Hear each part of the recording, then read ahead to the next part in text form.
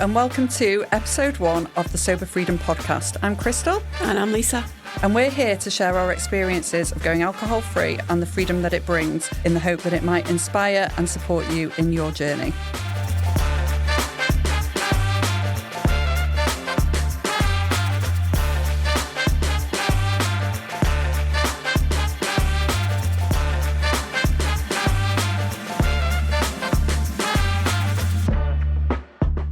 So going alcohol free was one of the best decisions that I've ever made. I'm 8 months sober, a mum of 2, and I live with my partner and the boy's dad. I've been drinking since I was about 18 and I'm 43 now. And I can honestly say 8 months into sobriety, it has been one of the best decisions I've ever made. And I say one of the best decisions because the other one has definitely got to be joining Project 4 Fitness Gym, which is where I met my friend Lisa. Hola. So I'm Lisa. I've been sober or alcohol free, however you want to call it, for about 7 years now, maybe coming up 8 years.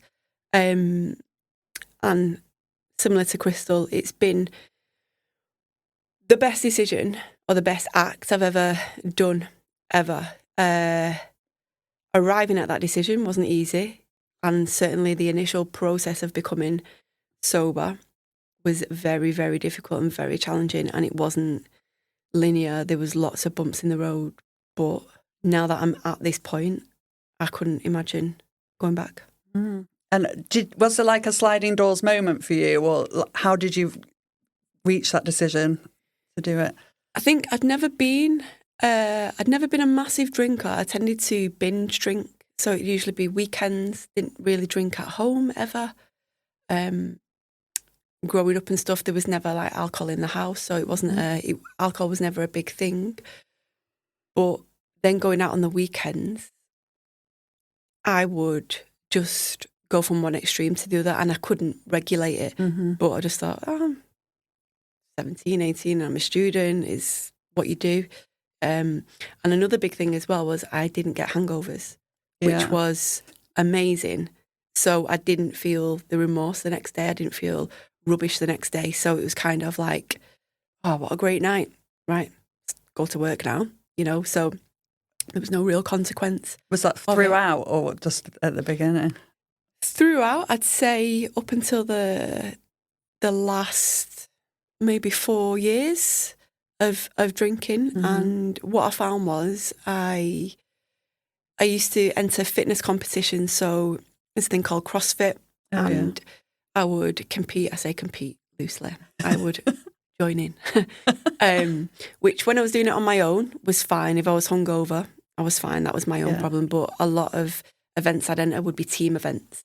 So I would be letting the other girls in my team down because I was like so hungover. Trying to work out with hangover is disgusting. Not pleasant. No, it's not. It's not. So that was one of the things that made me think, I need to like knock this on the head type of thing. Mm-hmm. And it was then taking me like 3 to 4 days to recover. Right. Also, so that was one of the major reasons why I thought I need to stop. But then also I started to see how it wasn't just affecting me physically, also the mental aspect and my behaviour. I was becoming less and less tolerant. I'd wake up the next morning, I couldn't remember anything. I would be looking at my phone really like, oh my God, who have I texted, who have I called, what have I said? And throughout the day, I'd be getting the flashbacks and those pangs of like anxiety. Yeah. And then it just spirals then into this like self-loathing, shame, never going to do it again, until you get to a point where you feel like, oh, I'm all right. It's a distant memory, usually by about the weekend when you're ready to go and repeat that process again. And it just became a culmination of physical unwellness, mental kind of torture, I suppose. I don't think that's too much of a word to use. And yeah, a combination of those made me think, right, I'm gonna try and stop drinking. And it was a process for me of like cold turkey. Mm-hmm. So I tried to do that. initially would go out with the full intention of not drinking. All my friends would be drinking. Mm-hmm. And I would start to feel kind of resentful of like, why can't I do this? Like, I want to join in. Everyone's having fun. Yeah. And I was feeling a bit aggrieved because I felt like I was on the fringes of it. And then I just think, balls to this. I'm drinking. Go for it. And then, you know, the whole thing starts again. Yeah, would start again.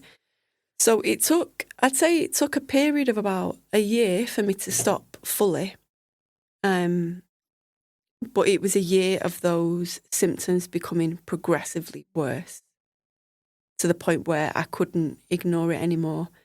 And I had to really do some soul searching as to, look, do you have a problem with drinking, or is it just when you do, this happens? I think it was a combination of both. Mm-hmm. It was affecting my life because it had such a long-term effect from one night, Mm-hmm. you know, and it was like, actually, this isn't a next day hangover thing. This is, go out on Saturday, you're just getting yourself together by Wednesday. Yeah. So it started to affect me professionally, started to affect me personally. And I had to be really honest with myself about whether the life I wanted was conducive with the way I was living it. And it wasn't. You know, it was just, right, okay, need to do something about it. Yeah. And where, like, what were you doing at that point in your life? Because obviously you're a fitness coach now. Is that what you were doing then, or were you doing something else? No. What was I doing then at that point? I think I was so before owning the gym and stuff, I was a signing interpreter for the deaf in just near Chester.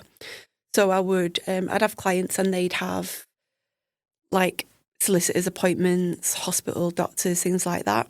So I would interpret for them as like an independent person, and I also did some support work with deaf people alongside that. And then I was doing fitness on the side as such. So I would like hire rooms out, teach a class, blah blah blah, just like that. But yeah, that was like Monday to Friday, 9 to 5. So the weekends were mine to kind of exercise my demons, and exercise I did. Yeah. Oh, I think it's like, obviously, like, I'll just explain to the listeners, like, Lisa and I met at the gym. Lisa's a coach there, but we don't really know each other and know these details of our lives that intimately. Yeah. So it's really, really interesting to hear that. And I can, like, listening to what you've just said, I can relate a lot. So it's like a bit of like, say, like for me, it was a vicious cycle. So over the years of drinking, I think, like, when we grew up, with similar age, it was all like the time of like the Ladette and like Oasis, and you could see like Kate Moss at festivals getting absolutely off her face. They were our role models. Yeah, and it was like that was what you'd sort of aspire to be. And yeah, like I kind of went with that. I was elated that was the norm. So then, you know, and obviously I think when you're younger, you can get away with it more, can't you? Yeah. Like, say when I was younger, the hangovers, you could just get up and start the whole thing again. So for me, it's like, obviously I'm 43 now, and it just, the realization, like, this isn't a good look anymore. You know, I could tolerate it less, but I would still drink, like, as fast as I could, like, as strong as I could, you know, like the cocktails and everything. And my friends, like, laugh at me now because even when I'm having, like, an alcohol-free beer, I'll still neck it. Yes, I think those behaviours around alcohol are still the same, but it's not alcohol, if you know what I mean. So actually the behaviours and the attitude of everything, all or nothing type of thing is still there, and that's another kind of layer to sobriety. I think is not just recognising the actions with the alcohol or the poison as such, or, you know, whatever is kind of like your vice of choice, but also recognising that, okay, so that substance isn't there now. Don't use that substance, but do you replicate that in other areas of your life? That can be exercise, that can be sex, that can be shopping, that can be gambling. It doesn't have to be something that's seen as, you know, it's like really taboo thing. It doesn't have to be drugs or something. It can be online shopping. Just that little dopamine hit. Yeah. Just that little dopamine hit. I was listening to another podcast with Bryony Gordon and Matt Willis, and they were talking about his addiction, and they were saying like, "What's the most addictive thing that you do?" And he was sort of explaining how he'd then got into the wellness industry, but he'd taken that to the absolute like extreme, and his morning routine was taking like 3 hours of ice baths and supplements and all of that. And I thought that was quite funny. For me, I don't know. I was all or nothing with alcohol, but everything else in my life, like I feel quite balanced. Okay. So like I quite like like I feel like my view is like do things consistently and like moderation. Yeah. And I could do that. Like now I'm committed to the gym. Like I feel like I'm consistent with that.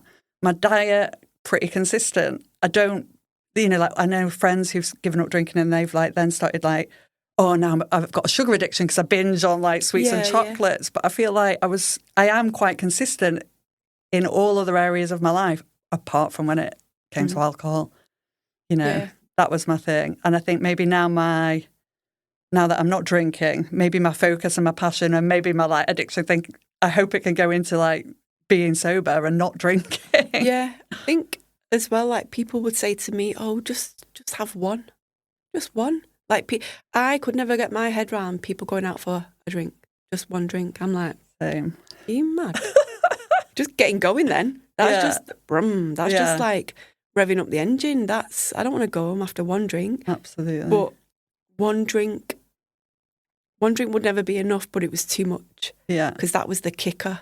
That was one's not enough, 10, what was it? One's too many, 10's not enough. Yeah. I remember...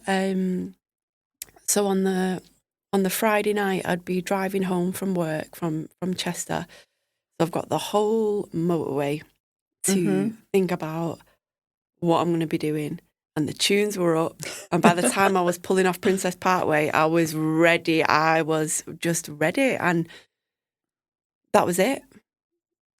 Anyone who knew me, like I would be present for them, but in physical body, but mentally, it's like I would be checked out until about Wednesday because the weekend I'd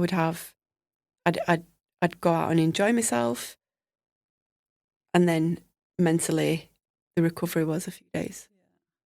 Yeah, I can relate so much to that. Like if I knew I was going out or it's Friday and you're like gearing up for like that drink wherever that might be, whether it's for me like in the house or going out. And I used to like really think like, oh, well, I'm a social person. I'm excited to see my friends. But in not drinking now, I'm going out a lot less. And I know it like deep down, if I admit it for me, like the going out, it had not become about seeing my friends at all. It was like, I know I can go out under the, at the time it was like to see my friends, but I know like the drinking's going to be there. And very, very quickly towards the end, I wasn't focused on my friends. I wasn't being present because actually my mind, it's like, have a drink, get the next drink. Oh, my glass is empty. Then I'm just like totally gone. So I wasn't being there with my friends and I wasn't really enjoying the company and I was probably not great company, to be around. Yeah, I think as well, I realised that I was sloppy as well. Like my tolerance level was very low. So I'd be the one that people have to look at. And that's when I see it now or when I would see it in other people, I would think, that's bad. Sort yourself out. Yeah, and then that leads to that whole cycle of shame again, doesn't it? Of course. And then you don't want to be the one with that reputation or people asking, is Lisa coming out? Because, you know what I mean? You don't want to, I don't know if people did say that, but I know now, when I think of people who can't control their alcohol, I'll think, oh, are they coming out? Because I know by a certain time it's going to be... Making sure that they're okay. Yeah. And keeping an eye on them. Yeah, I think I'd definitely become that sort of a drinker, really. And yeah, you want to take responsibility for yourself, don't you, in the end? And I think that's why, that was part of the decision for me to stop drinking, was it just sort of become like so misaligned with who I am and who I want to be. Like, I want to be a good friend. I want to listen and be present and care for people. And when I drink, that would all just go out of the window. You know, I was none of those things. And like I say, I feel like I am quite a moderate person and quite controlled. And again, like, maybe that was partly why I drank, to sort of let go of that. But then it was just going far too far. And it just, it didn't make me feel good about myself. I didn't want to, sort of, I think being at the gym as well, I thought I was quite confident, but being at the gym sort of really gave me more self-worth in a way and like belief in myself, that I thought this isn't who I want to be, and this isn't, it's just not aligned with I think in that gym environment, everything's stripped back. It doesn't matter the clothes that you're wearing, it doesn't matter, jewellery or the phone you've got or whatever. Everything's stripped back, and it's you and your kind of like desire to push yourself. So it's very kind of primal in that sense. But I think in that's where a lot of the biggest breakthroughs happen, because it is just you against you. You're not competing against anyone else as such. So in that moment, for that hour that you're in the gym, although you'd be seeing other people, you're in your head the whole time. Can I lift this weight? Can I do that? Can I be arsed? All these conversations. So in that concentrated amount of time, if you speak to yourself negatively, then you're in for an hour. You're in for an hour of hell. Yeah. Really. So you begin to see how if you push yourself physically, then what comes with that is a sense of achievement.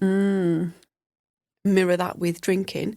If you drink to excess or push yourself, the shame is coming after that. So there's a total opposites in the input and the outcome. And I think once you start to feel good, the feeling crap is magnified 1,000,000 times. And it's not just the physical nature of feeling rubbish, feeling hungover, feeling tired, feeling lethargic, feeling low. It's the kind of mental, like, worth that you get, the sense of achievement, the sense of, do you know what? I couldn't do that. I've pushed myself out of my comfort zone. I've applied myself. Now I'm doing it. Now I'm helping her. Yeah. Now she's watching me and asking me, and it's, you don't get that with alcohol. And don't get me wrong, when I was going out, my friends were drinking the same as me, but they weren't reacting the same way as me. So I was, in my head, I was acting how they were, when in reality it was completely different. And I think you get to a point where once you know how good feeling good feels, you have to have an honest conversation with yourself and think, can I keep doing this? Do I keep wanting to put myself through this? And you'll get to a point where, or you won't get to a point where, the feeling bad outweighs the feeling good. And then that was my tipping point. So do you think, because obviously I'd been drinking pretty consistently, over 20 years. Yeah. So do you think, obviously you said you were sort of on and off, towards the end of when you were still drinking, I guess that gave you the opportunity to have I feel good, oh, now I've drunk, I've gone back to that. Yeah. So I never had that. I'd just drunk and drunk and drunk, and I might have had, pretty much. Okay. I'd had brief, I'd done a dry January. Once I managed to do it for January and Feb. So I'd had that small window of knowing what it felt like. but not really, not really. So I think like now doing like the 8 months, I can finally see like, wow, it does feel good. And I just, I can't imagine like having a hangover again. But I think if I did, I'd be like, oh no, I'm going to go straight back. But I think for so many people as well, like we do, as a society, like we're drinking almost all the time. Mm-hmm. So I think like you never really get that opportunity to be like, oh, I feel good, because it's a short time before that next time. Yeah, and also like socially, because it's so one, it's legal. 2, it's so socially accepted, and it's a part of our like nighttime culture is based around drinking. So if you kind of pull back from that or have an alternative, people are like, oh, what? Yeah. What are you doing? Why? Why? Do you think that's changed? Because obviously you've been sort of 7 to 8 years, you said. Yeah. Have you seen, like, has that changed? Or it's changed, but I don't know whether that's because of the circles that I'm mixing now or whether that's society as a whole. Definitely the alcohol industry has cottoned on and seen it as a way to monetize non-alcoholic drinks. Yeah. So there are much more alternatives there now, which is great. I really appreciate that. One, because people don't look at you funny if you've got a bottle in your hand. It's just a bottle. Yeah. So as long as I'm making all these people feel comfortable, which is ridiculous, I think maybe, there is a shift. I noticed with I'm going to sound old, but the younger generation now are more health conscious, whereas when we were young, like you say, it was ladette culture. Go and get absolutely leathered and give yourself a gold star for it. Yeah. Whereas now there's kudos in, climbing Snowdon at the weekend and or like doing more healthier, less alcohol orientated activities. Yeah. So I think there definitely is more of a, even men now tend to, the more aware, so they'll drink less like pints and stuff. They'll be going for like gin and tonics and less like calorific options and stuff. So there's definitely been a shift. I think I notice it a lot because I'm in the fitness industry and the health industry. Those are the articles I'm reading. Those are the things I'm researching. Those are the conversations I'm having. Yeah. But that could just be my bubble. Yeah. So I can't speak from a wider perspective with too much chest about that. But I know definitely in the circles that I mix in, or with the people that come into the gym, it's definitely something they're more willing to explore and less kind of frightened about. KUPOD is Oldham's only professional podcast production company.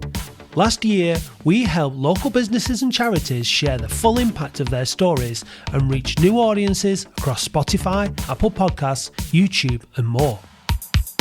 Our fully equipped studio is available to hire to take your video and audio podcast to the next level, and our team is on hand to help with everything you need to create your very own show.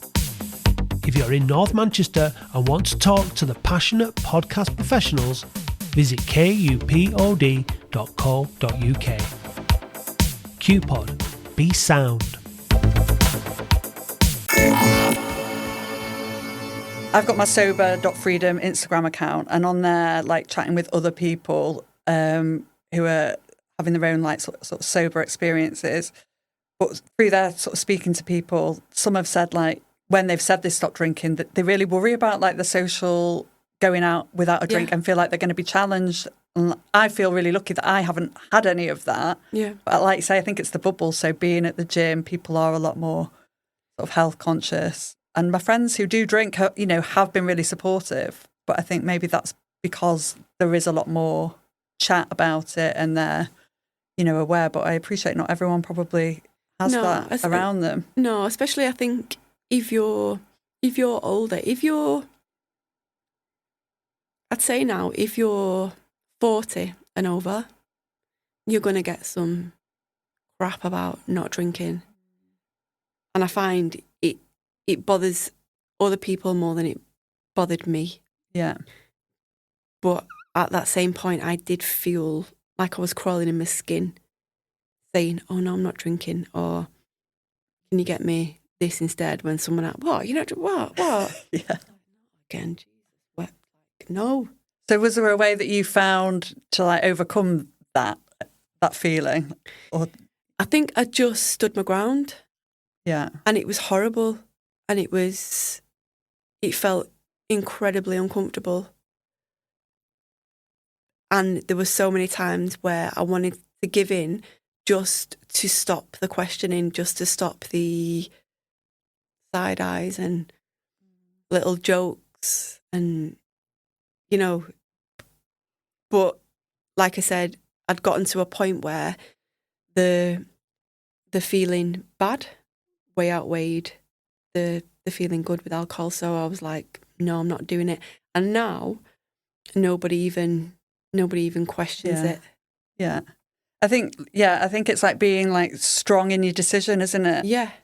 When I first stopped, so it all sort of come to a head. So like I wouldn't describe myself as an alcoholic, but I would say I was like a problematic drinker. Yeah. Like you, once I'd get started, I had no interest in stopping. I would just like go until I physically couldn't drink anymore, and I'd black out. It wasn't always like that. Sometimes I'd sort of try and moderate, but that was really, really hard. Yeah. So when it had come to a head, and I was like, decided to stop drinking, for the first few months, I was like, well, maybe I could have a drink, insert like situation on a holiday or at a wedding. So I was kind of like leaving that door open a little bit. So it was still like occupying my mind. And that's completely natural as well. Yeah. You know, the thought of never drinking again is so overwhelming. You're thinking, oh, it was hard on one night and I've got to do this for the rest of my life. Are you mad? Yeah. It's so overwhelming. So then when you've got those thoughts, if someone's like, oh, go on, just have what, it's hard to be like resolute in that decision, isn't it? Absolutely, yeah. But like for me, like a couple of months in, I listened to This Naked Mind, a book by Annie Grace. And it really, I don't know, it really just like helped flick a switch to me. And it kind of, that was the moment when I was like, I can't have one. One is not an option for me. Like, and I, sort of kind of came to realise it isn't one. I don't want one. Yeah. Never wanted one. Yeah. I want endless. Yeah. And, I used to kind of see people like have a glass of champagne with the, lunch or a glass of wine. And when I realised, no, that is never what I wanted. I'd want 2 bottles to be happy. That is what kind of helped me get to that point of that resolute decision. Like, no, I don't want one. Yeah. I'll have whatever, other alternative, because just that realisation has helped me so much that I know that if anyone ever did be like, oh, go on, it's like, you know what? No, I'm really good. I don't want one. Good. And it takes a minute to get to that point, because it's not just a case of saying no. It's all the soul searching prior to getting to that point. So I don't know about yourself, but for me, there was all that soul searching, all that holding a mirror up to myself, confronting those horrible truths, and having got to that point, then going out, then having someone question it and undermine it and take the piss, I'd be like, Jesus, it's been hard just to get out tonight. I'm mentally prepare myself for being anxious, mentally prepare myself for these questions. So you're fragile in that moment anyway, so you're very vulnerable. But all the hard work leading up to it, and that's what happened to me for that year, where I was like, no, I'm going to stop. I had full intentions of not drinking, going out, ended up drinking because I couldn't handle the pressure. I didn't know how to navigate those situations, or wasn't confident enough to navigate, or I as resolute in my decision. Or I was just weak.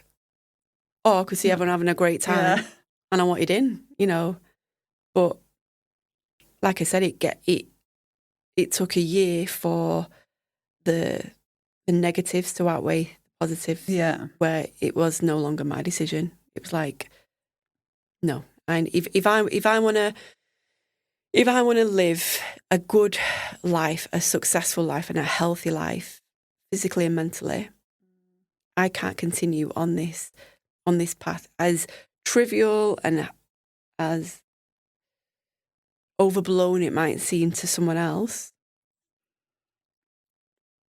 it was consuming me, and that was enough. So that's it. Well, that's amazing that, that you could get to that point, really. Yeah, but like I say, it took a lot of bumps in the road. Yeah. A lot of, I'll be okay, fully knowing I'm not going to be. Yeah. But just not being strong enough in that moment. Yeah, definitely. And I think similar, I mean, I hadn't really ever committed to not drinking, but it had been there throughout my life, really, thinking, oh, this is a problem, this is causing me problems, and then I might calm it down. Yeah. And then things would build up, or emotionally I'd maybe be dissatisfied with some area of my life, and it would creep back up, and then it'd be like catastrophic event where I'd just really go all out, and then that cycle starts again. When I reflected, the only kind of, I don't know the right word to say, is like trouble or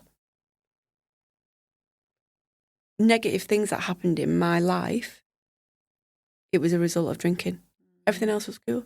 Yeah. Everything else was good. So there's a lesson in that itself. In other areas of my life, I'm very data driven. So seeing, oh, there's a pattern there. Like, take heed. Everything else was good. Yeah. But it's mad, isn't it? Like, we can kind of ignore it for a long time with alcohol and make all the excuses and kind of just not register. So great to get to that point where you could acknowledge, that's it. But if I'm completely honest, if I look at a lot of my friends now, and they we can go out and they can drink and have a great time. Yeah, they're hungover the next day, but they're cool. The behaviour when they're out is absolutely normal, completely acceptable. And I think, if my journey or if my story was like that, I would still be drinking. Yeah. Because I did enjoy it. When I think back, it's like, do you know what I did enjoy? It was that first drink, that first, God, do you know what I mean? That was the kicker. That was yeah. And then after that, I don't really remember much. Yeah. Because I think the science is that we're always seeking that next high that you can't ever achieve. Yeah. So, and I was talking to one of my friends about it the other day, and and he was surprised when I said, if I could have handled my drink, behaved properly, enjoyed it, I would still be drinking now. And he was like, really? Okay, because he was saying he only really drinks on socials, on work things. Yeah. Doesn't drink in the home. Partner doesn't drink in the home. They both actually just drink when it comes to the social events. So they were considering giving up. And when I look at him, I'm thinking, really handle it well. If I had that tolerance, or if I had that way of behaving well, I would carry on. At that point, I would have carried on. Now, I won't go back for all the tea in China. I would not have a drink now for anything I've no desire to. The consequences are very real for me. I know I wouldn't have the life that I have now. Mm-hmm. I wouldn't have the business opportunities that I have now. I wouldn't have the relationship I have now. I wouldn't have the health I have now. 46, and relatively, for the average 46-year-old, I'm fit and healthy and strong and like mentally like positive as well. Where I think there's always alcohol's a depressant, isn't it? Yeah. So there's always kind of like that underlying kind of thing with it. Whereas now I just have, if I have a feeling of like, I'm like, what's up? Like, why am I feeling this way? It's not because I'm hungover. So what is it? Bam, bam, bam, bam, bam. Right, address. Got to really check in with yourself, haven't you? Yeah. Yeah. Yeah. And also being sober allows you to be able to check in with yourself because you're giving yourself that time, that headspace, that opportunity, that feeling okay to do that. If you're hungover or if you're craving the next drink, your mind is occupied. Your physical body is not present. Well, that's something that I've really, really experienced like over the past few months. So like after the first few months of not drinking, getting to grips with the actual, no, I'm not going to have a drink. And then realising like, I don't want to. I realise now that I'm going to never want one.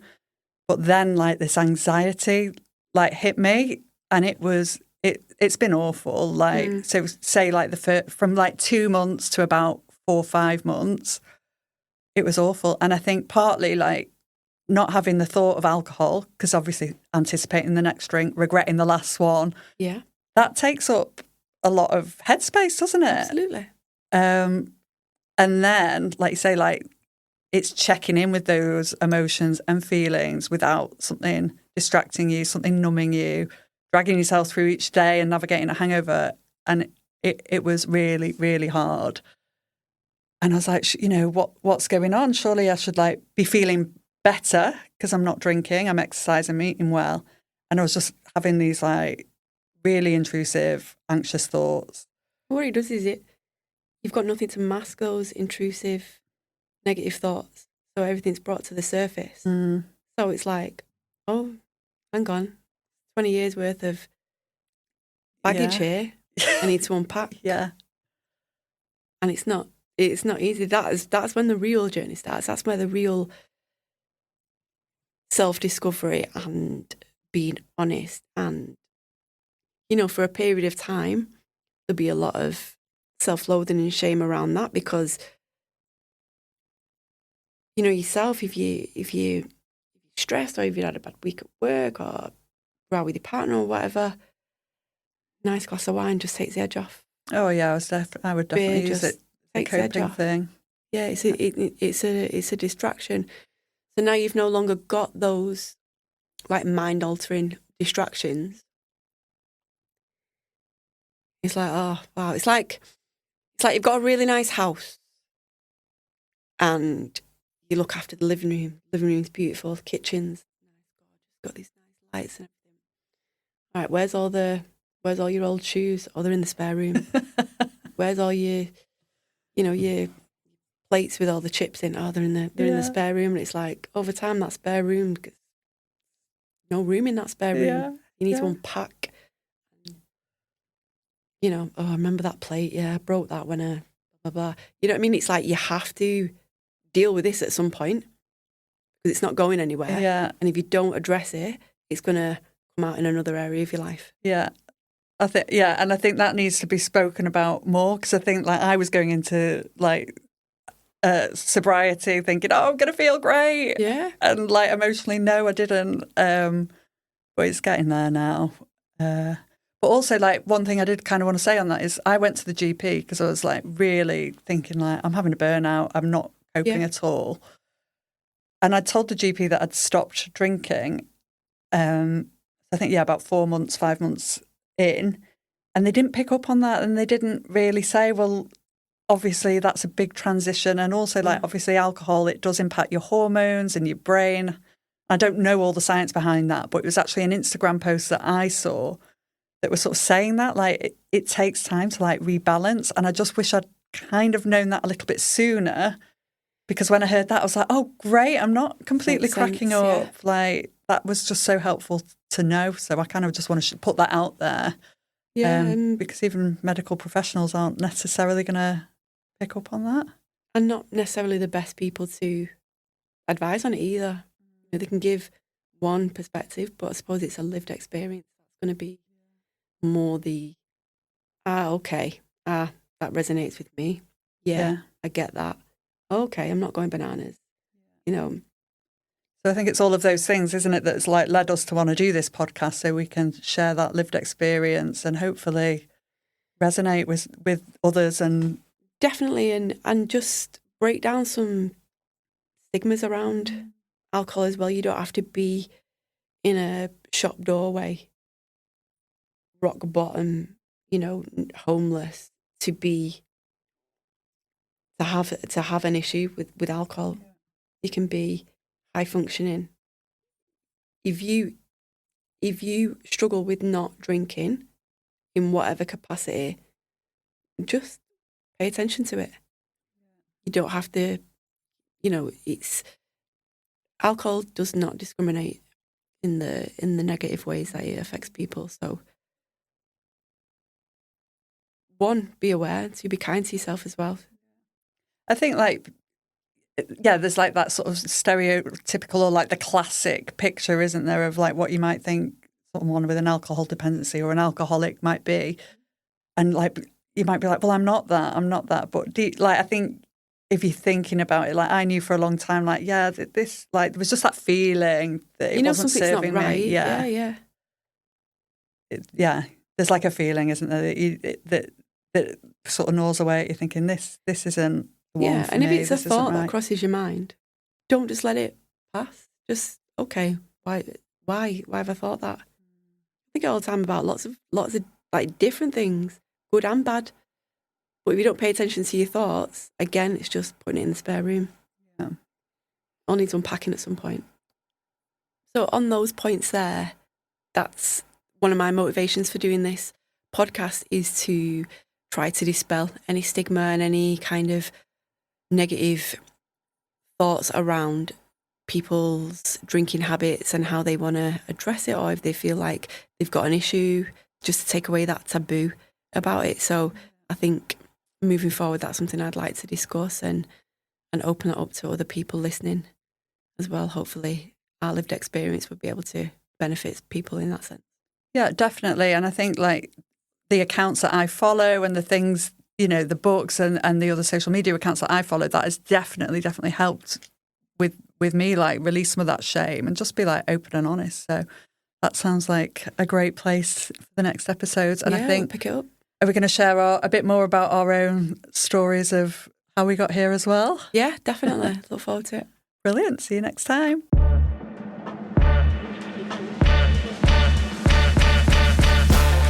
The Sober Freedom podcast is hosted by Christal, Dauncey and Lisa McGinnis. To leave comments, ask questions and interact with the show, follow @sober.freedom on Instagram.